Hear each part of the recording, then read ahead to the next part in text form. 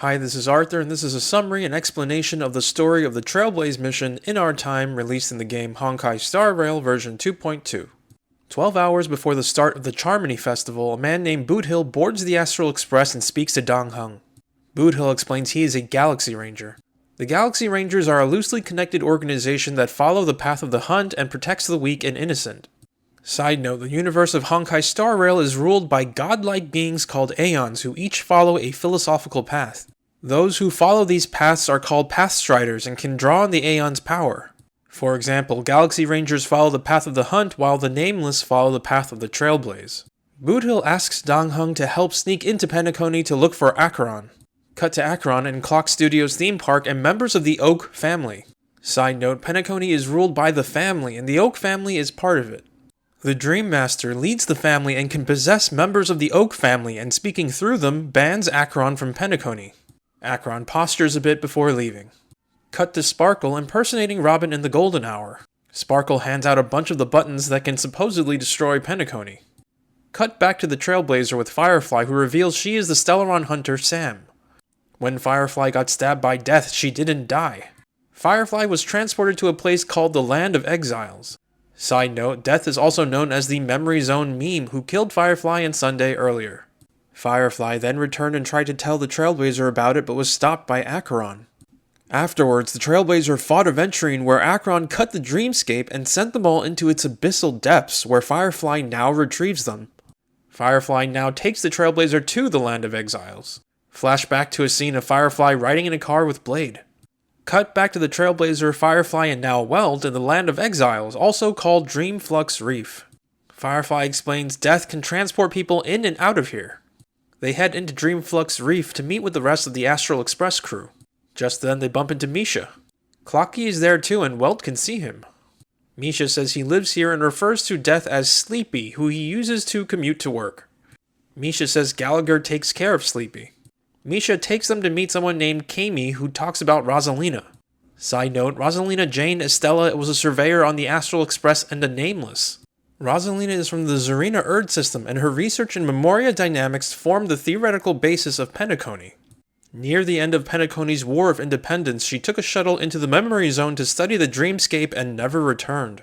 Rosalina is one of the Nameless Pompong asked them to look for. They bump into March 7th and see Robin. They then see Himiko and meet Micah. Micah is the gravekeeper of Dreamflux Reef while also guiding lost visitors back to the Sweet Dream. Side note, the Sweet Dream refers to the 12 dreamscapes under the family's control. Micah decides to take them to some tombstones and they speak to Robin along the way. Robin explains ever since returning to Penacony her voice has been fading. Side note, Robin sings with the power of the harmony and can resonate with others. Robin found some things suggesting a traitor in the family. When she investigated further, it seems Death got to her and sent her here. Robin declares she must learn the truth and says she will not sing for the Charmony Festival. Cut to a memory of Sunday, Robin, and the Dream Master deciding what to do with a young Charmony dove. Cut again to Gallagher and Sunday in Dreamflux Reef. Firefly takes them to the others. Cut to Micah and everyone in front of the tombstones. Rosalina and Tiernan are named on 2 tombstones while a third one is unnamed. Side note, Brooklyn Tiernan is a gunslinger and former guard on the Astral Express. He was from the world of Frati and was an accomplished general during Penacony's War of Independence. While reopening the Silver Rail with the Lampoth family, he was attacked by the Swarm and rescued by the Galaxy Rangers. He later fought with the Galaxy Rangers against the Lord Ravager Zulo and somehow survived only to disappear later. Tiernan is the second Nameless Pom-Pom asked them to look for. Micah explains when Penacony was still an IPC prison, these 3 Nameless helped save Asdana. Side note, Asdana is the star system in which Penacony is located. Penacony refers to the collective dream which can be entered through a hotel floating around Asdana in reality. Gallagher now tells his story. Gallagher says he is the founder of Dreamflux Reef, deputy of the Watchmaker, and the one who sent out the invitations. Gallagher explains Penacony itself is a Stellaron disaster. Side note, Stellarons are life forms that can respond to and fulfill the wishes of others. The price of doing so is usually disaster. During Penacony's War of Independence, a Stellaron entered Astana. The Nameless opposed using the Stellaron, but others disagreed. Someone eventually activated the Stellaron whose power seeped into the dreamscape. Side note, the Asdana star system is unique as it has an abundance of Memoria. This memoria allows those within Asdana to enter the dreams of others. The family then helped the Watchmaker seal the Stellaron and create Penacony under the guise of harmony. However, the Stellaron was never truly sealed. The Stellaron uses people within Penacony to fuel the dreamscape. It uses pleasure to placate the residents while decaying their spirits. The family encourages this and has turned Penacony into a new kind of prison. Realizing this, Gallagher followed the path of Enigmata and used its power to create and hide in Dreamflux Reef. Gallagher says he created Death, whose real name is Dormancy. Gallagher sent out invitations to Penacony for help with the Stellaron and to draw out the family's real traitor. Gallagher says the family still controls the Stellaron. Sunday reveals it is in the Grand Theater and Gopher Wood, the current Dream Master, controls it. Sunday explains he and Robin were orphans and victims of a Stellaron disaster. Gopher Wood took them in and they were adopted by the family. Robin and Sunday agree to oppose Gopher Wood if he strayed from Harmony and eliminate the Stellaron. Gallagher and the Astral Express crew agree to help. Welt then takes the IPC transmitter Aventurine gave the Trailblazer earlier. Welt plans to contact the IPC in case things go wrong. Side note, the IPC is the faction Aventurine belongs to and they want ownership of Penacony. They say goodbye to Welt and meet with Gallagher. Himiko asks Gallagher about the third nameless Pom-Pom asked them to find, and Gallagher takes them to his resting place. Gallagher reveals the third nameless is the Watchmaker and is named Mikhail Char Legwork. They head over to his body and Gallagher says he left them a dream bubble. They check the bubble but it is empty. Himiko then uses Dormancy to travel to the Dreamscape sales store and check something. Cut to Dong Hung and Boot Hill at the Reverie Hotel in reality. Dong Hung tries to sneak Boot Hill in but fails. They ask around for information before heading to the bar. Boot Hill then gets a message from his informant asking to meet on the Astral Express. They head over and find his informant, Black Swan, and Acheron. Acheron explains she asked Black Swan to contact Boot Hill and asks Pom-Pom to warp out of Asdana immediately. Acheron says she needed a real Galaxy Ranger in order to return a relic.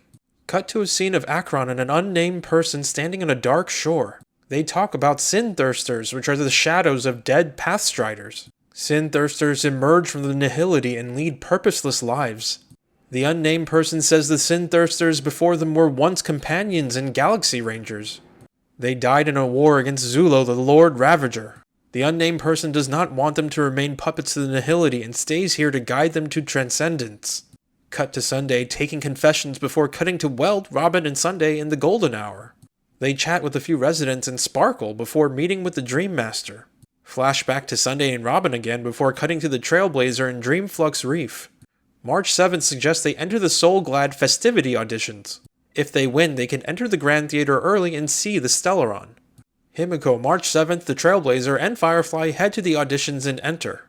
They somehow win and reach the Grand Theater where they are welcomed by Sunday. Sunday says he and the Oak family will not cooperate with the Trailblazer. Sunday then recounts what happened at the meeting.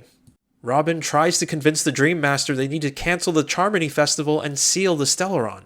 Welt is suspicious and asks Sunday to use the power of Harmony to interrogate the Dream Master. Sunday does so, but Welt notices the Dream Master never specifies which Aeon he is loyal to. Welt then talks about the Aeon Enna the Order. Enna created the laws of the cosmos but was later consumed by the Aeon Shipe the Harmony. Even after an Aeon falls, power can be drawn from its path. The Dream Master then asks Sunday to subdue Welt and Robin, and he does so. It seems the Dream Master and Sunday follow the path of order, not harmony. Cut back to Sunday and the Trailblazer. Sunday says Robin and Welt are safe and wants to negotiate. Sunday then disappears and explains they are in Sunday's inner world. Sunday shows them life experiences and big decisions in his life. Sunday explains his experiences showed him the limitations of harmony. Sunday's goal is an eternal, mandatory dream where the strong govern the weak and everyone is happy. The price for this dream is that one person must forever be trapped in solitary awakening, likely meaning himself. Also, everyone in the dream will likely lose free will. Cut to before the auditions where the Trailblazer is speaking to Misha. They are within the Watchmaker's dream bubble. They travel through the bubble and Misha recovers a bunch of memories. Misha then says he and Clocky are mimetic life forms born in the dreamscape and only crew members of the Astral Express can see them. Misha was born in the Watchmaker's dream bubble and was supposed to wait for the Astral Express crew. However, when the Astral Express crew arrived on Penacony, Misha and Clocky unconsciously left the bubble and forgot everything. And yet Misha did remember he was a guide, so became the bellboy at the hotel. Misha, now speaking as if he was the Watchmaker, says the original Watchmaker is dead and he is a reflection of the Watchmaker's life. The original Watchmaker wanted this dream bubble to be left to the future Nameless. Misha is the Watchmaker's legacy. Misha then gives them a hat, a pocket watch, and tells them a story. What they see next are scenes from the Watchmaker's life told chronologically. Side note, I combined pieces of information from other parts of the quests with the following scenes to tell a fuller version of the Watchmaker's past. The Watchmaker was born on Lusaka in the Presismere system. The Watchmaker's father seemingly died during a voyage, and he was adopted by the seafarers Mikhail and Char, who gave the Watchmaker his name. Side note, they called him Misha, which is a shortening of Mikhail and Char. Mikhail would often go out to sea, and when he returned, he would tell the Watchmaker about his adventures. When Mikhail was away, the Watchmaker came up with stories about a fictional ship named the Compass and learned about precision mechanics in a workshop given by someone named Walder. Subsequently, disasters struck Lusaka and the sea swallowed up the land. Mikhail continued exploring the sea in order to find the source of the rising waters. One day, Mikhail called the Watchmaker over and told him he was going on another journey. Mikhail then told the Watchmaker about the Nameless and the Astral Express. The Nameless had come to their world to resolve a disaster caused by a star. Side note, this disaster is likely a Stellaron disaster. Mikhail said he was friends with the Nameless and asked them to take the Watchmaker with them. Mikhail then gives the Watchmaker a pocket watch to help guide him. Just then the Watchmaker hears a train whistle which likely belonged to the Astral Express. The Watchmaker then joined the Astral Express and later was promoted to a mechanic by the Express's navigator at the time, Falcon Amundsen. The Watchmaker traveled many worlds before settling in the Asdana system with Tiernan and Razalina. A newer navigator named Granholm gave the Watchmaker Amundsen's old hat as a parting gift. In Asdana, the Watchmaker helped build Penacony and spent the rest of his life trying to better it. Sometime after Tiernan and Rosalina's death, the Watchmaker goes on an adventure and tells Micah he can be the next Watchmaker if he doesn't return. Sometime after that, Gallagher and the Watchmaker come up with the plan to organize a festival and use the Watchmaker's legacy to invite different factions to Penacony. Sometime after that, at a moment near the Watchmaker's death, the Watchmaker asks Clocky to take him to Dreamflux Reef. Cut to Misha and Clocky now at the Watchmaker's resting place. Misha tells Clocky his journey is over and tells Clocky to decide his own destination. Misha then sits down in the Watchmaker's chair and rests. Misha conveys to the Trailblazer the Penacony of his dreams does not follow order. The Trailblazer picks up the Watchmaker's hat as we cut back to the Trailblazer in the present. Clocky pops out and the Trailblazer rejects Sunday's proposal while putting on the hat. Side note, the hat is probably Falcon Amundsen's old hat. Sunday can't believe it, but the Trailblazer has caught Shippei's attention. Sunday invites them to the Grand Theater for one last duel and leaves. Firefly says she's leaving and Destiny's Slave foresaw she would die 3 times on Penacony. Side note, Destiny's Slave is also called Elio and is the leader of the Stellaron Hunters. Firefly's already died once and flies off to her second death in order to avoid a third prophesized death. Himiko suspects the third death refers to falling victim to Sunday's eternal dream. We cut to Firefly again in a car with Blade before cutting to Gallagher musing to himself before flashing back to Acheron talking to the unnamed person before cutting again to the Astral Express. Black Swan suspects the family will use the Charmony Festival to convert all the various factions on Penacony into followers of Harmony. Acheron suspects that's why she was banished. As an emanator of the Nihility, she is mostly unaffected by the power of other paths. Cut to Sunday talking to the Dream Master at the Grand Theater. Sunday volunteers himself to take Robin's place at the festival and bear the consequences of Enna's dream. The Dream Master agrees and confirms someone else is controlling the Stellaron. Cut over to the Trailblazer as they enter the Grand Theater to fight Sunday. Sunday tells them he is going to show them a play in 3 acts before they fight. The play is about the history of Penacony and the Aeon Enna the Order. Each of the 3 acts has a preface that tells the story of the Aeon Enna. After the Dusk Wars, Enna used cosmic music to restore the universe and define everything in it within 7 days. However, all beings under order cried out that since Enna defined everything, they were but Enna's puppets. All these beings united and cast Enna into the abyss of oblivion. Those beings then celebrated under Harmony. This ends the portion of the play about Enna, and I'll go into the portion about Penacony now. In 2147 AE, a prisoner named Hanunu started a fight for freedom on a frontier prison and won. The IPC called this war the War of the Frontier, while the Asdanians called it the War of Independence. 3 Nameless stayed in Asdana to help, but failed to spread the tenets of Trailblaze. After the prisoners won their freedom, they turned the frontier prison into the Land of Exiles. Asdana then entered into a civil war. This civil war spawned the 7 great lineages that became the family. Each lineage had its own ambitions, so the conflict continued. The Black Plum family fell first during the White Desert event orchestrated by the Alfalfa family. The leader of the Alfalfa family sought to defect to the IPC, but was killed by his eldest son, who became the new family head. The Lampoth family sought to extend the Astral Express's silver rail, only to be eradicated by the remnants of the Swarm. Only after Gopherwood led the family to the Land of Exiles did it become Penacony and fall under Harmony. The final part of the play looks to the future, where a sovereign seems to be sacrificed and forgotten. This likely references Sunday's sacrifice for Enna's dream. They eventually reach Sunday and fight. Sunday summons a giant mechanical creature named the Harmonious Choir to fight them. As they fight, Dong Heng and Jing Yuan suddenly show up along with a fleet of Shenzo's ships and defeat Sunday. The Trailblazer then wakes up at the Reverie Hotel in reality. Seems like everything magically resolved itself and all factions are amenable to peace. With everything suddenly resolved, the Astral Express and its crew head off to their next destination. Boot Hill and Black Swan join them and will be temporary travel companions. As they prepare to warp, the Trailblazer speaks with Black Swan and she asks for her card back. The Trailblazer gives it to her and Black Swan explains it is an empty light cone. Black Swan says light cones are slices of light used to encapsulate solidified phenomena. Light cones can etch memories in their most vivid form, which Black Swan can manipulate into unique mementos. Later, Black Swan explains they were actually defeated in the battle with Sunday and no one survived. They then use the empty light cone to go through the Trailblazer's memories and find a flaw. The flaw is that they met Misha in reality. If Misha was a Memory Zone meme, he should only be found in the dreamscape. However, they first met Misha in the Reverie Hotel. Through this flaw, Black Swan concludes the Trailblazer is still trapped in the dreamscape and has been from the moment they arrived on Penacony. Black Swan then awakens the Trailblazer somewhere else. The Trailblazer soon finds Black Swan again and Acheron. Acheron explains this place is a rift between dream and reality reserved for those who've awakened from Enna's dream. Sunday's plan was to use the power of the Stellaron, the Oak family, and the desires of everyone on Penacony to usurp harmony and restore order. The goal of Order's followers was not to create a dream, but to blend the dreamscape with reality.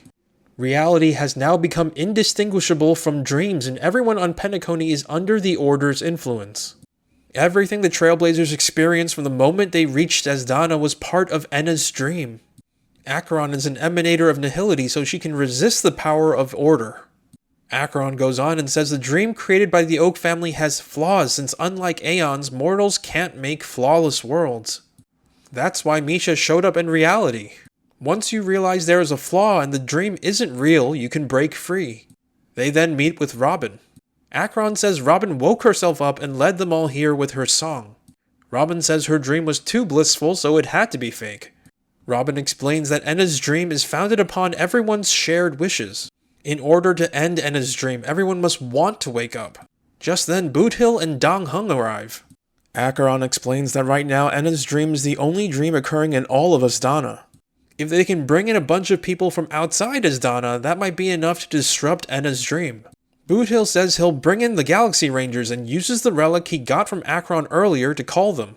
Side note, Boot Hill explains that the relic is a burial artifact only given to Galaxy Rangers that served with honor.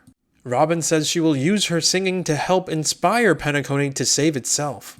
Lastly, Black Swan says she will lend her power to fight as well. Acheron then mentions it was Firefly who first woke from Enna's dream and flew to the Astral Express to give them the information. Firefly entered the dreamscape her own way and can only wake up through some kind of death. This means big consequences for Firefly. Acheron then prepares to take them to Sunday. Cut to another memory between Acheron and the unnamed man. It seems they were successful in helping the Sin-Thirsters transcend. The unnamed person soon realizes he too has died and is a Sin-Thirster. Acheron says it is her job to guide reluctant souls away from the nihility. The unnamed person now reveals he is Tiernan, and Acheron guides him to the beyond. Side note, Acheron got the relics she gave to Boothill from Tiernan. Cut to Acheron with the Trailblazer in front of a black hole. Acheron explains this is the horizon of existence. This place is one of the thousands of manifestations belonging to the Aeon IX, and is also an exit out of the nihility. They chat a bit more before cutting to a memory where Acheron tells Tiernan her real name is Raiden Bosun Mori May. Acheron then sends the Trailblazer back to the battle with Sunday along with the rest of the Astral Express crew. Robin even joins in, and they defeat Sunday and the Harmonious Choir. As Sunday is falling, Robin follows after him and hugs him. We see another memory of Robin and Sunday as children before cutting to adventuring in his hotel room speaking to Jade. The Jade Cornerstone is apparently in the family's compound, and Jade is coming to Penacony to reap the rewards. Just then, Boothill enters and asks, "Where is Oswaldo Schneider?" And that is the end of this mission in this video. If you've liked what you've seen here, please like, comment, and subscribe.